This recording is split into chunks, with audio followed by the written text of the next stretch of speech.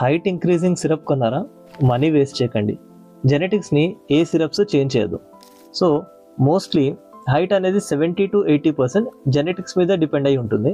But 20-30% definitely మన కంట్రోల్లో ఉంటుంది. దానికి ఏం చేయాలి? Proper sleep. So growth hormone release అనేది నైట్లో జరుగుతుంది. దాంతోపాటు balance diet, protein, iron, vitamin D ఇవన్నీ important. Along with that daily physical activity compulsory. So late puberty అంటే ఆల్వేస్ ప్రాబ్లం కాదు. గ్రోత్ చార్ట్స్ అనేవి మానిటర్ చేయాలి, కంపారిజన్ చేయడం కాదు. సో ఇక్కడ మ్యాజిక్ కాదు, మానిటరింగ్ అనేది ఇంపార్టెంట్. మీ చైల్డ్ గ్రోత్ జర్నీలో గెస్సింగ్ కాదు, గైడెన్స్ కావాలి. So follow. పేరెంటింగ్లో ప్యానిక్ కాదు, క్లారిటీ కావాలి.